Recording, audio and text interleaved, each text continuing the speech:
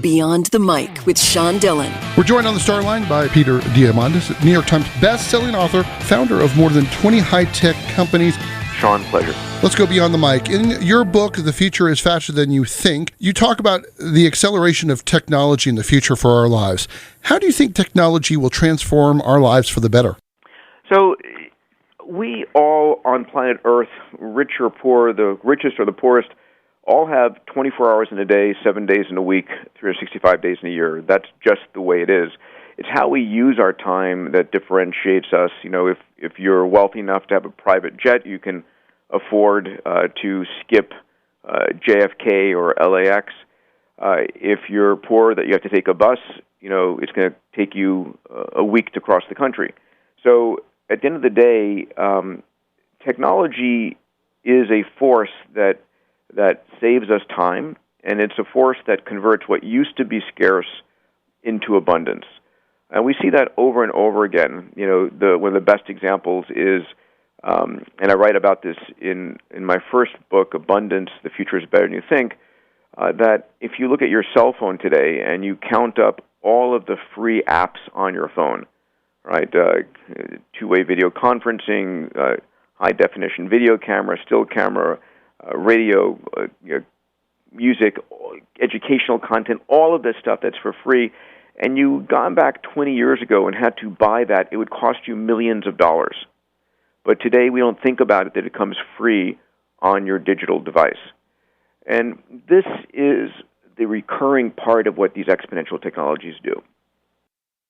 Well, several sections of your book talk about things that to some people would be almost invasions of privacy, personalized shopping with interfaces that could look like your mother, to having an AI tell you exactly when you have a virus. How do you balance the benefits of technology and privacy? Yeah, it's a great question, and I think one of the challenges we're going to have is the realization that a lot of these technologies, there's no on or off switch. There's no volume switch to slow it down. The progress is coming very rapidly. It's how do we steer it?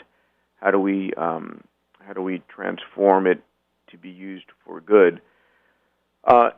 Privacy is a big deal. We're heading towards a world where you're going to be able to know anything you want, anytime you want, anywhere you want.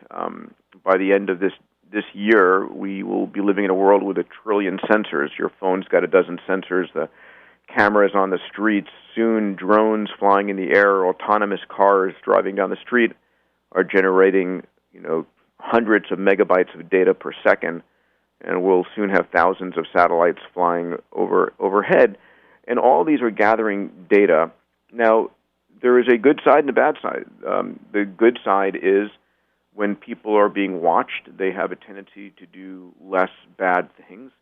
One of the foundations I support, the Lindbergh Foundation, they fly drones over herds of rhinoceros and elephants. When the drones are flying over the herd, poachers stay away, right? But we all value our privacy, but privacy is a relatively recent invention. I don't think people expected privacy thousands of years ago or hundreds of years ago, and surely in parts of the world like China, there's no expectation of privacy. A lot of millennials today give up their privacy. They text and tweet everything they're doing all the time. They turn on their location devices because there are benefits to get from that. The point is not one of good or bad or judgment on this. It's that our society is going to rapidly change. It's important for us to understand where it's going so that we can be guiding it. Well, we're joined on the star line by Peter Diamandis, New York Times bestselling author. His latest book, The Future is Faster Than You Think. How has gamification helped keep people on phones and on games, keep them where you can't put it down? You know, as the father of 2 8-year-old boys, I see this every Saturday when they get their tablets. It is truly addictive, and you know, when you put the human brain in a imaging system and look at what's going on as you're playing these games, it is very addictive. It's the neurochemistry of addiction.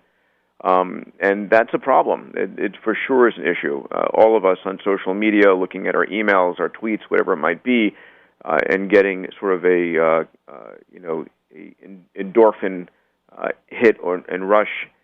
And the question ultimately is, how do we use this to our advantage, not to our disadvantage? How do we use this kind of gamification in education? It's kind of sad that in the real world, when you're in school, you start with 100 as your grade, and every time you get something wrong, your grade goes down, down, down, down, down. In the gaming world, you start at 0, and every time you do something right, your score goes up, up, up, up, up, and you become addicted to that process. Why we don't use more gamification in our education world is beyond me, and I think that's one of the opportunities to flip that issue into a force for good. Peter, as automation and AI becomes more commonplace, how does the workforce have to evolve? So it's a great question. I used to be really worried about the displacement of the workforce by technology. I'm somewhat less worried about it now because of the trends I'm seeing.